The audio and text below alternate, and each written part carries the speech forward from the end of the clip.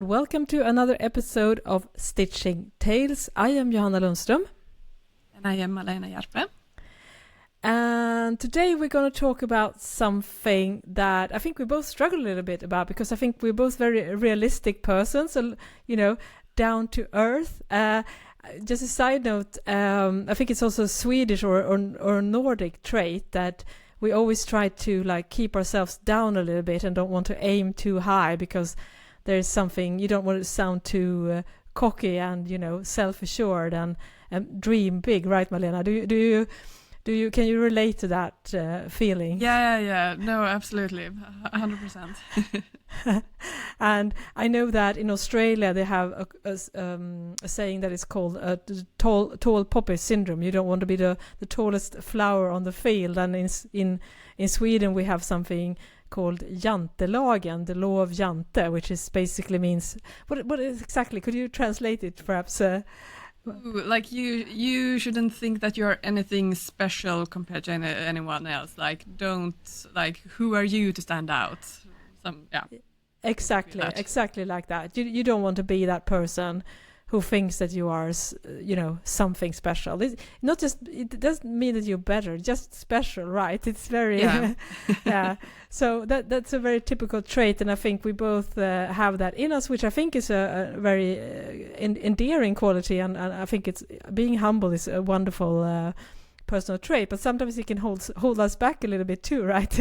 Because we're so realistic. And I remember, this is going to be a long, really sidestep, but in the 80s in Sweden we had Yvonne Ryding, which she became Miss Universe. She was like back when the beauty pageants were those contests were a thing, and there was a Swedish woman that won that. I think it was Miss Universe, right? That was the biggest contest, and she said with very Swedish accent, she said, how are you, and what do you think is important in life? And she says something like that, I want to stand with both feet on the floor. Which, and I think what we say in Sweden is not floor, but we say, you should be someone that's very grounded with both feet on the ground, right? But she said on the floor, and I remember this so well. That was in the 80s, and I think they kind of encapsulated, she has won this and back then this huge competition, right? It was such a high. You basically became a celebrity back then if you won that kind of contest. And she was like, I want to stand with both feet on the floor.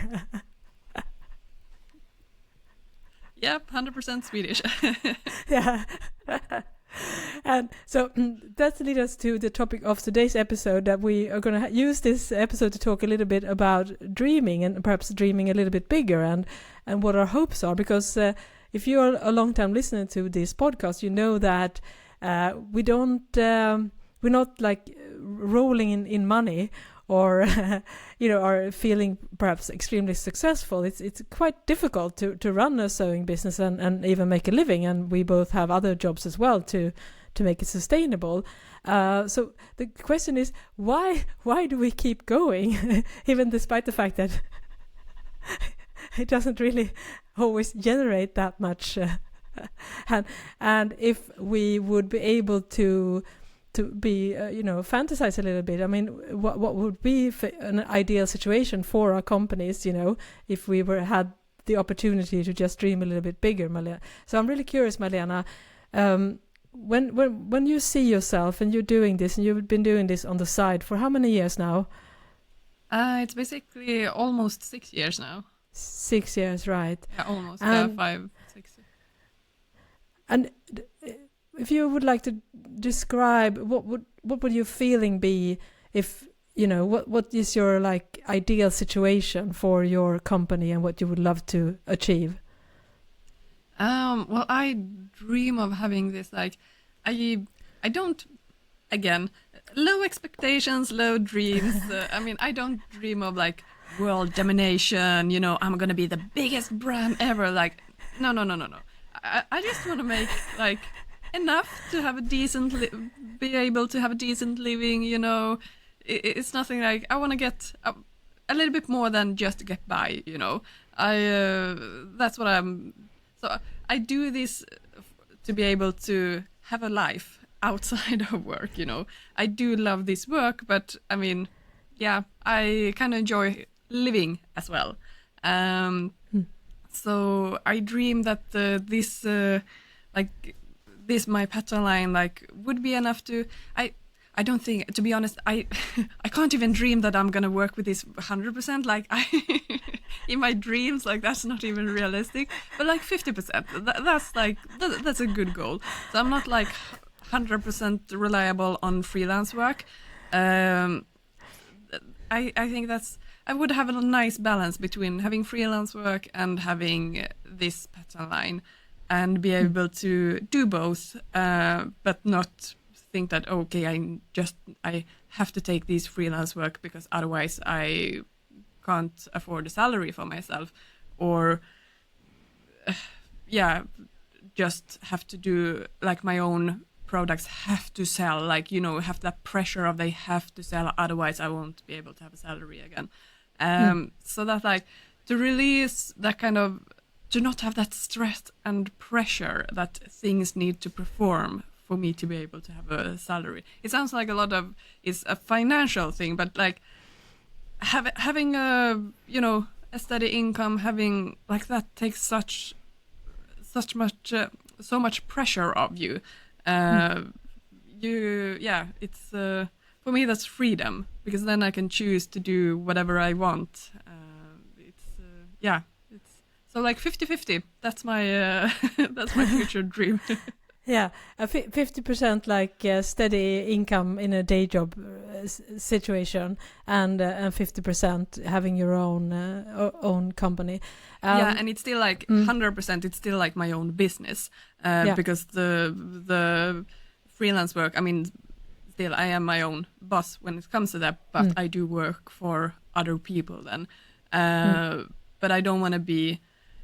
It's so nice to actually be your own boss and to be able to decide when you're gonna work, and if you have an appointment, you don't need to ask permission to go away to the dentist or take your kids to the doctor or whatever. It's just okay, this is how I'm gonna plan my week. This is where I'm gonna work when and everything. And to be able to plan that yourself, that is such a freedom that I really do enjoy.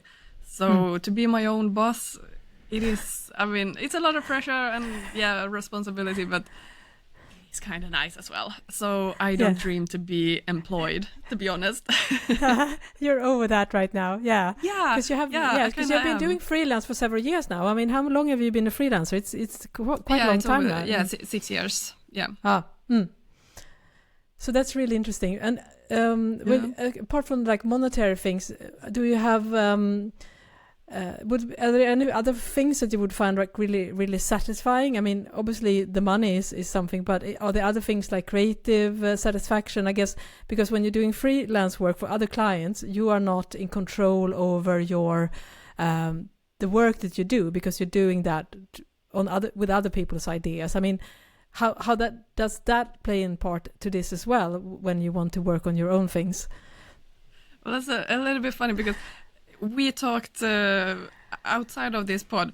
We discussed a little bit about. You said something very funny that usually when you work for other people, you have to. I mean, you don't decide what you are going to do. You just have to do what's given to you, and then people do on their own. They do more elaborate things, they take out their creative freedom and do really bigger things. For me, it has been the opposite. I mean, it has been such a nice thing to work with H&M when I work a lot with the design department when they do the guest design collaborations. And I mean, you can't get any more how to say, the things that you do there is oh my God. It's such creative, such... I get so much my creative outlet out there.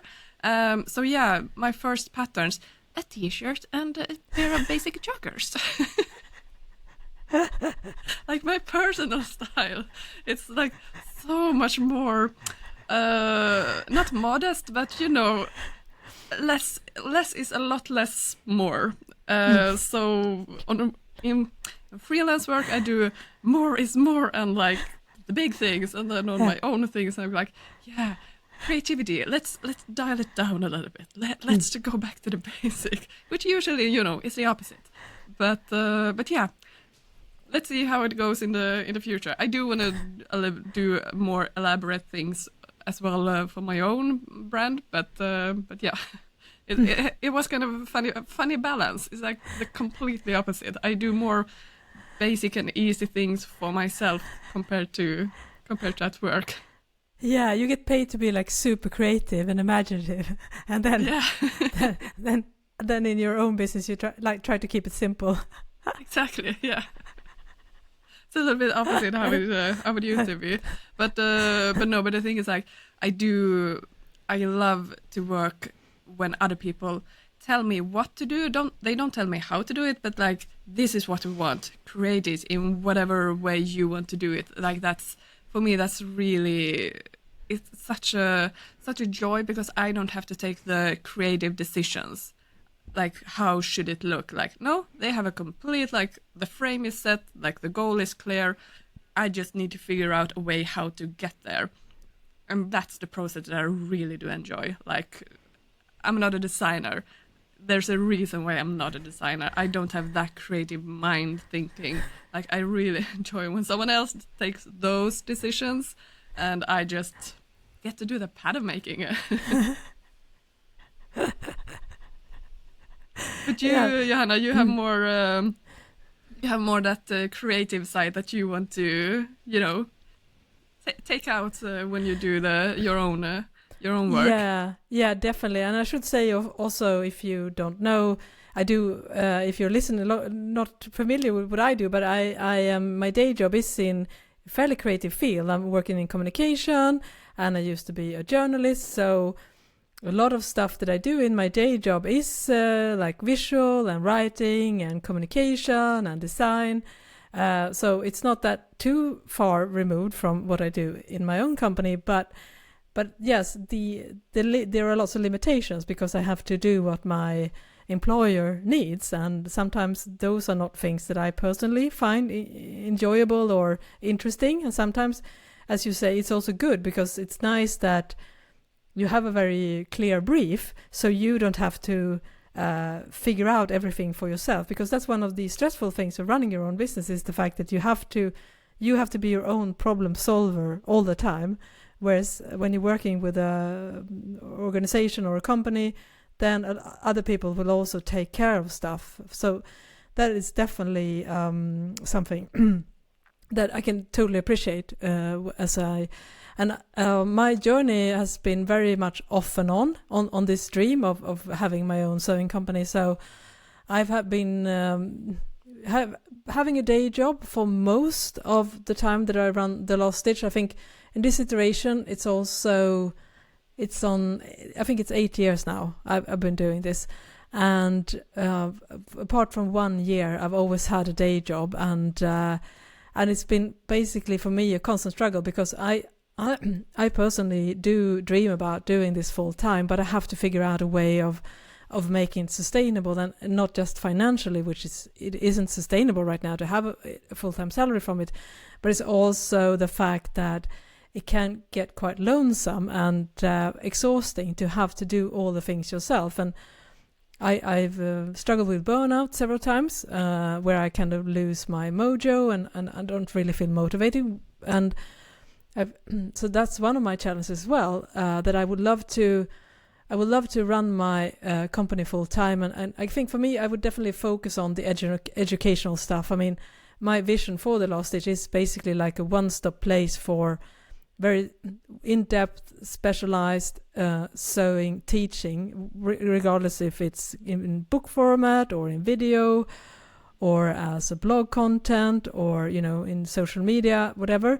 I want to make sure that it's the place. My vision for it's the place for certain specific sewing stuff that you won't find as in-depth anywhere else. So in my ideal world, if you want to learn about cover stitching or sewing jeans or sewing with knits, you would be able to like step into my world, and you can get courses, you can buy books, you can find so many different resources. So I want people that my vision for my brand is that people I would like to be more recognized. Basically, I would like to be more famous. Now I'm going to step out of my comfort zone here. I still feel right now that I'm not famous enough in the sense that I don't think that my brand is a household name in any sense of the word. I do have an audience, and it's substantial, and I've sold a lot of books and I have a lot of followers, but I still feel that most people in the sewing community have no idea who I am, and I feel like I deserve more because I feel like I do put so much effort into this, and I feel like some of the stuff that I do is definitely a standout thing, and so that's my my goal for this is that maybe obviously not in 8 years' time, but maybe in 15 years' time, more people will be like, I wonder if Johanna has put a resource out there for this, and being assured that this will be like the best resource for that particular sewing technique. And so that's my like big vision. I would like to be that like first place to check if you want to learn certain things. Not everything in comes to sewing, of course. I mean, I'm not saying that, but for certain specific areas where I feel I have a lot of knowledge. So yeah, if I should dream big, that's my goal, to become a household name. But I totally understand that desire to be the go-to person. Like I have that again, like it's a little bit of an ego thing. Like I want to be that person that, they're gonna come to me to ask the questions about sewing or pattern making when it comes to jersey or knitted fabric. Like I want to be the first top of mind person that people, let's ask her, she knows. Like I totally understand that. yeah you feel the same way, and I guess that kind of drives us in a way. And but we have to, as we say, we both been working really, really hard, and we have many years of experience, and it's also to see how difficult it is to become a well-known resource. Even in the sewing world, it's not that big, so you can definitely get quite far, and it's also extremely supportive. I mean, you get so much support, and everyone is really cheering you on and sharing stuff. So it's a very inclusive, and I find very supportive sewing community. But yeah, still, it's really lovely. Yeah, definitely fantastic. I think there are not many others that are so encouraging, but still, again, it kind of shows that how long and how difficult it can be to get to even that place. I mean, you have your business for 6 years, I've had mine for 8, and we still feel like we're not where we would like to be. In that case, yeah, in that sense. But that's will you ever be there? Like, now I'm like satisfied. Like, okay, let's just stay here. It's like, no, I don't think you will ever go to that position. It's like, now I have done enough. Now I will just sit here and watch the work continue. It's like, no, you're always gonna want to aim higher and do the next pattern that you had that next inspiration idea. So like you're always gonna want to have a little bit more, and I think you have to have that passion and drive also for you if you are gonna have your own business, because otherwise you're not gonna move forward. Like this is the drive. This is the money can't be the end goal. Like that can't be your passion. Otherwise, I mean, we chose obviously the wrong field for that. You have to be passionate about what you do, and you want to create that next thing.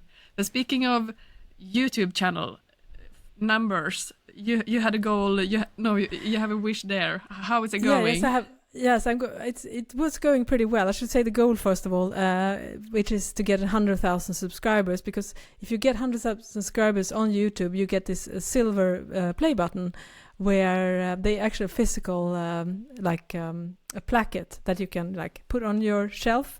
And I've had my YouTube channel for about 8 years as well, and I'm pretty close now. I think I'm maybe 5,000 subscribers away from that.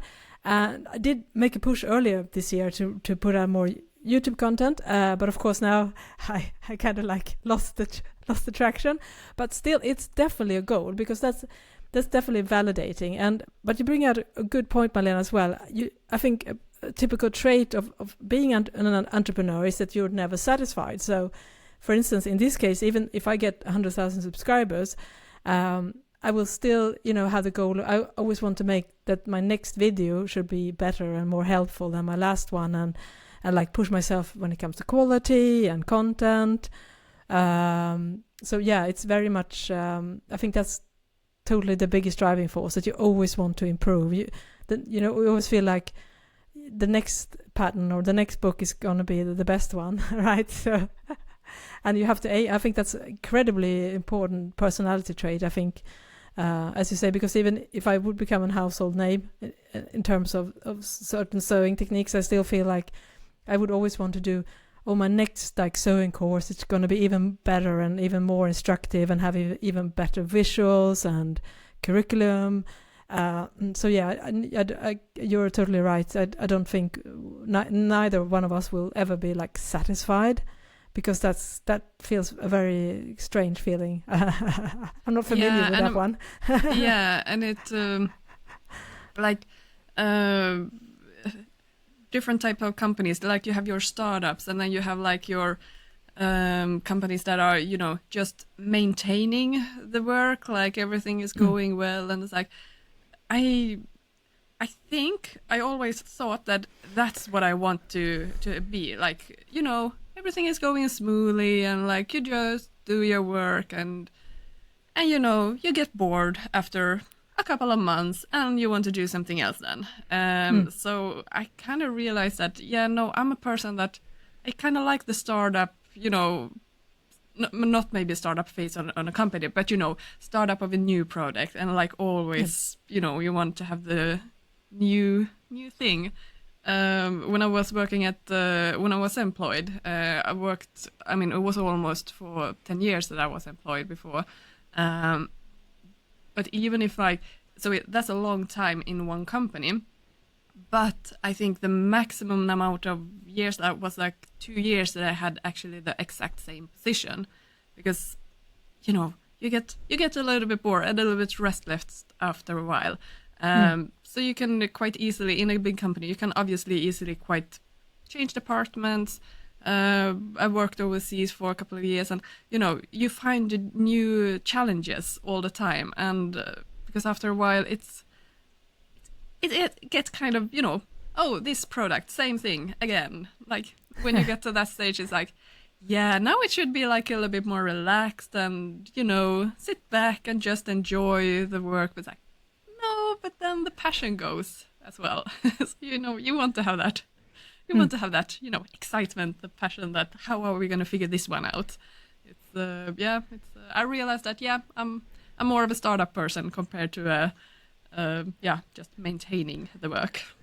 Yeah, but that's a wonderful insight to have, right? Because sometimes you struggle against your own personal nature, because you feel like you should be this kind of person that only is focused on maintaining. But that's very true, because I feel like that's also, when in the workforce, it's very clear to see that you have these two personalities. And also, I think I've noticed this when you hire new like leaders or bosses, that sometimes you hire for someone to maintain, and sometimes you hire for someone that is gonna change a person that's gonna bring change. And those people that are hired to bring change, they usually only stay a couple of years, and then they feel like their work is done, and then they want to tackle a new challenge. Whereas more of a maintenance leader can stay in the same position for 10 to 15 years. I'm not saying that this is like a very straightforward generalization. It's maybe a bit of a generalization, but I've noticed that this is two very different personality traits, and and understanding that, I think it's super important, because then you can like, okay, yeah, but that's my skill set. I want to like change and have new challenges and learn new stuff, rather than, you know, doing the same thing over and over. And we need to have both type of personalities. But I guess that's the entrepreneurial mindset as well. I think that if you want to be an entrepreneur, I think you have to have that curiosity and, you know, eagerness to try new things and never like stagnate in a way, because you can't really do that. I don't think you would become an entrepreneur unless you had that kind of a drive and that passion to create new things, whatever those are. But yeah, I definitely think all entrepreneurs have that kind of gene inside them. Yeah, I totally agree. And I should also say, speaking of my situation, as I said, right now I'm working 60%. I have 2 different day jobs at the same organization, and then I work on the last stitch the rest of my free time. And one of my constant challenges has been to balance the day job situations and the last stitch and trying to get all the things done. And it's never been a straight line for me. It's always been a challenge. So I've had periods where I worked full time at the day job, and then this on the side, which I can never ever do again, because I would get totally burned out again. And then I've had periods where I've been off my day job and worked full time on the last stitch. I've had at least 2 longer sequences doing that. One was half a year, and then I think I had about a 1 year period where I did that. So now what I have been struggling with, and I think if you listen to this previous episode, I think you when we talk about updates, you can probably hear in my voice always that I'm kind of always struggling, and I always feel a little bit frustrated because I can't really make big strides in my company right now, because I don't have enough, not just time, but I would also say energy, because I'm just also getting older. I can't like work every single day anymore, and I want to like have a couple of days off in every week. Like, even though I work weekends, I don't want to work all the time. So I had a really bad cold a couple of weeks ago, and I think that was also the result of me being really stressed at my day jobs and being quite like exhausted in general. So I came to the decision now, and also we have a new project, Malena, that we are just talking about. It's a secret right now, but we're definitely going to share more in the future when we are getting started, which is also going to take a lot of like time and energy. Plus also I'm doing a big jean sewing course right now, and I was like, I just realized when I was at my lowest point here during the cold that I was like, you know, I can't do this. Like there's no way I'm going to pull all this off. It's just something have to give. So what I'm end up doing now is that I'm actually going to take some time off my day job. I'm not going to leave my day job, but I'm going to take some time off my day job for 6 months. Starting in October is the plan, and I've spoke to my boss about it. So that's going to be a really nice relief. And the wonderful thing is that I will be able to keep my day job. So I'm not like taking a huge financial risk, which I'm a single person household. I don't have anyone else that can pick up any bills. So I'm the only one. I'm the sole provider. So I need to make sure that I have a steady income. And you know, whenever you're running a company, it's very volatile. I mean, things can change, and as we all know. So that's really good, and I have the runway financially to take some time off again now. So I feel that's like a big relief for me, and I feel like if I'm able to get going on the project that I just mentioned, I know I'm going to make strides. So hopefully then I can do a push again, go back to my day job and see how that feels. But every time I do this, I know that I make small but important steps forward towards my dream of actually having a full-time business. So that's my hope right now, that I would actually be able to make another like push for the last stitch. So I'm very excited about that, and I'm so happy. It was a blessing in a way that I got that cold, because I had to get hit in the head sometimes to learn my lesson. It's funny how those lessons, you need to learn them, and learn them again and again and again. It's like, oh right, I knew this, but Yeah. Yeah, it's so interesting, and I feel like it's such a constant struggle. I had a conversation with my neighbor. She's a young woman in her 20s, and I was like, yeah, I can so relate to all the stuff that you're talking about. I'm still struggling with the same things. For instance, getting like working too much and not feeling you have enough free time. And I'm like, I'm in my 50s, and I'm like, I'm in the same boat. That's going to be amazing then to have, you're going to take, is it half a year, right? Yes, half a year. And just focus on your own business. I mean, that's going to be amazing. Just to have that mental headspace also, not just the hour, but to just focus on your things now. And I mean, you know exactly what you are going to do as well with you said you have the jeans course, for example. You're filming it right now, right? Yes, exactly. So if you're watching this on YouTube, you can, I'm going to move here. I actually did a little bit of a cleanup, but as you can see, I'm a very messy sewing studio right now. So I'm spending, so I have a vacation in quotation marks from my day job. This is my summer vacation, and I've spent every day in my studio filming this jean course, which again gives you a little insight of the realities of, running a business and having a day job. So this is my holiday basically in the studio. It's a sewing holiday, but yeah, it's gone really, really well. But it takes so much time, and I definitely want to release this jeans course this year. And without having this extra time now in the fall, I wouldn't be able to do that, because just filming this has, it's a 2 weeks process just filming the first part of the course. So yeah. I need the time. I can't do this just on the side. No, and I can imagine, like, you really, especially now, I mean, then in the fall that you are going to edit and clip and make the courses, like, you need to be in the zone when you do that. You can't like hop in on and off and pick it up 1 week later or take it 2 weeks.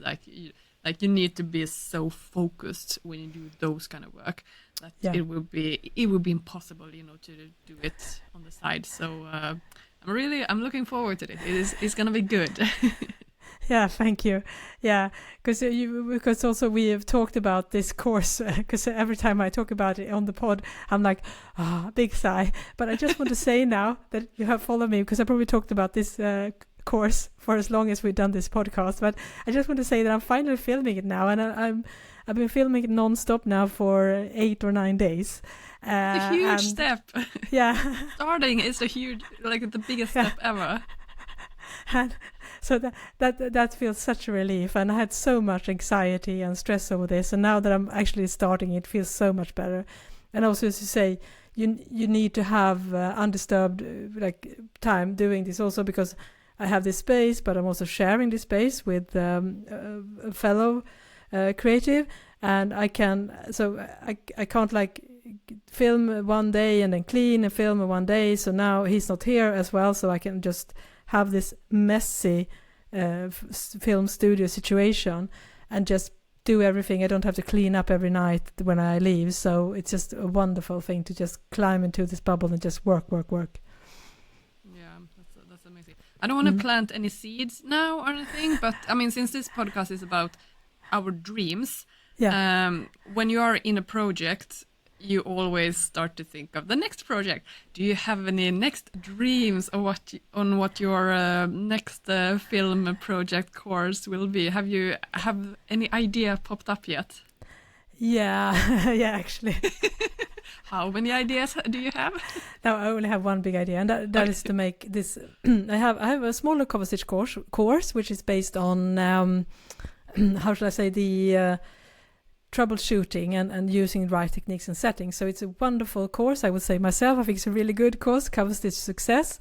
But I don't have a cover stitch course that, from start to finish with everything. It's not like my cover stitch book, which is much more in depth. And also, so my next course after this one is going to be this massive cover stitch course as well. Where I go through all the techniques and different type of machines and everything, and that's going to be an even bigger project than this jeans course, because it's such a massive undertaking. And also, I knew you already had your course planned. Yeah. And also perhaps you have this wonderful saying, you say a palette cleanser, right? Sometimes you need to take on smaller projects.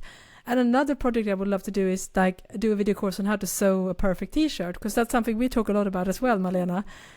Yeah. And I think that there is no course about that as well. And there are a lot of things, that you need to know. And I think that's going to be like really helpful, like a video companion to a lot of the content that we create in other forms. So that's also a course I have planned.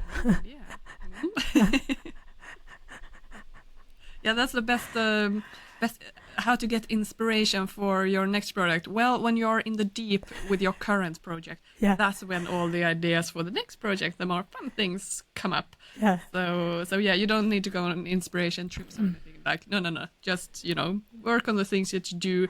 And then when you start to realize that you're dreaming of other things, like, okay, that's where the inspiration comes. Yeah, that's so true. So true. You nailed it. That's the best way. It's just do something. That's the best way to release your imagination and being creative. And also sometimes because it's nicer to fantasize about your next project than sometimes the being in your current projects is so much fun to think about the next stuff you want to do, right? So it's also like therapeutic to have this other dream when you're trying to finish your previous dream. So, Malena, what are your visions, if we talk more like hands-on, I mean, in terms of what you want to produce and what you would love to create in the future? Well, I mean, I have a list of things on patterns that I want to release in the future. So it's like, okay, the speed that I'm doing patterns at the moment, like almost like 5-6 years I've been doing this, and I've been able to release 9 patterns in total. So it's like, yeah, I'm set for like the next 5 years with the list of things that I want to have. This is why it's so crucial for me to not do trendy things, because if I would like, okay, I see a trend and I want to do the pattern on that one, well, I mean, it's going to be 3 years later. And it's like, oh, right, no, damn, I missed the trend. So I can't do trendy things. I have to do more like timeless pieces. But yeah, I mean, I have. And the problem is like, okay, so now we had midsummer here in Sweden, and we had celebrations, and you see your friend in like fabulous like woven summer dress, and it's like, I want to do a summer dress. Well, that's not on my to-do list yet, but as soon as you see, the problem is like, as soon as I want to do something for myself, I'm always like, okay, How should I maximize making a dress for myself? Should I make it into a pattern? It's like, no, you can sew things for yourself as well without making it a PDF pattern, because, then I don't sew anything for myself because I feel like I have to make a pattern as well for it, which is a little bit, my mindset. But one thing that I do dream of, I don't think I'm gonna do this, but it's like a dream that I've always have had, is that I have a little bit of imposter syndrome when it comes to sewing, and also sometimes when it comes to pattern making, because the education that I got is more into, it's not design, it's formgivning in Swedish. I don't know exactly how to translate, but it's more like, it's more a little bit more towards design. I have, of course, taken a few pattern making courses during my education, but it's not like a full-on focused pattern making education that I have. So I still feel like 15 years later, it's like, ooh, well, I mean, yeah, I work as a pattern maker, but I'm not like, I'm not educated for this, but yeah, I'm one of those person who like, well, if you have an education, then you could put like stamp of approval, like, yes, you can call yourself a proper pattern maker. It's like, well, I've been working with this for 15 years. I can call myself a pattern maker. But you know that feeling that you have. But I dream of becoming, or like having proper education as a seamstress or as a tailor. I want to, maybe not jackets, that I'm not so like proper suits. Like I'm not so interested in that. But being able to make like really like having a proper techniques for making dresses and like really a tailor, I would I kind of I miss having that education like that I would really like to. I dream of having that in the future, be able to, because I can create patterns for like advanced things, but I wouldn't know even have to sew it myself. So I would like to be able to do both. But I mean, it's a dream. I reality check like when would I have the time to do that? But you know, if you are gonna dream, that would be such a nice thing to have. Yeah, that sounds so fun, and you know, also to be that lifelong learner, right? That, you know, because obviously a lot of us study maybe in our 20s, and then we go ahead and join the workforce, and maybe we have a family, and you know, our lives are really full, and you don't have a lot of time, and you can sometimes miss that, right? To be in that kind of school environment and learn things, because that's such a nice bubble in a way to step into that. And I totally get that, you know, to have missed that. And I should also say, of course, now you still have young kids and everything, and as someone who is now have grown-up kids that are an empty nester, I can say that there will be time, Malena, one day. I know that doesn't feel like it right now, but sometimes. So, and also, you know, wonderful thing, you know, when you retire, right, to have to just keep on learning and do all that kind of stuff. I think that's, to me, that's a very appealing thought, right? To maybe join like a tailoring school when you retire or something like that. That would be amazing. Yeah. And also like when I learn things, like it's not a nice process for me. It's not that I hate to learn things, it's that I hate to not know the things. Like I want to, you know, skip to the end. I don't care about that journey, the learning journey. Like, no. I just want to know it all. You know, I want to get to that stage as quickly as possible. So like the learning process is like, it's more frustrating for me. It's like, yeah. I just want to get it done, you know. So that's usually like also why I do it kind of focused and like quickly. I want to learn as much as possible so I can know it. Like that's, I like the end goal of that. But yeah, I really, it would be so nice in the future to be able to have that, to be able to sew more and sew it properly and know exactly what I'm doing. Yeah, that's also. Do we ever know exactly what we are doing? Yeah. Know enough so you can wing it the rest of the time. Yeah. But yeah, that's a great thing about sewing, because there's always room for improvement, and there are always new techniques that you can master. I mean, there's not one single person that is proficient in every type of sewing techniques, because obviously it's a massive difference to sew a tailored jacket or sew a t-shirt. It's like totally different skill set, and I don't think anyone has that type of range. So that's so there are always new things to learn, and new machines and everything, new materials, and yeah, it sounds like a wonderful dream as well. So I hope that you listeners enjoyed this episode, and we would also love to hear, do you have any dreams that you feel like you want to realize that you perhaps haven't been able to speak out? This is a safe zone to do this. You can do it either on our Instagram account, Stitching Tales Pod, or on our YouTube channel, Stitching Tales Pod. We can comment, because we really love to hear your thoughts and dreams and things like that, because we can allow ourselves to dream big. It's not scary. I think it's a nice. I really enjoy talking about this. I feel a little bit freer now, Malena, that we actually. Yeah, and that's the thing. Like, we need to have both goals. Like, that is like a set goal, like, and we work towards and we want to achieve. But dreams, I mean, you can dream whatever. You don't have to even have like. I have at the moment like no ambition to actually execute some of the dreams that I have, but it's still nice to just, you know, play around with your dreams and just have them like a fairy tale that you can, you know, it's nice to think about. You don't have to do it. I don't feel like I have to do anything about some dreams. Like, they can just be dreams, and it's just wonderful to have. Yeah, I actually think there is a psychological effect of this as well. I've understood. I've listened to an interview with a happiness researcher, scientist. That just thinking about stuff and looking forward to things that hasn't even happened can improve a feeling of satisfaction and happiness. So there's nothing wrong about dreaming and having fantasies. In fact, it's probably healthy for you.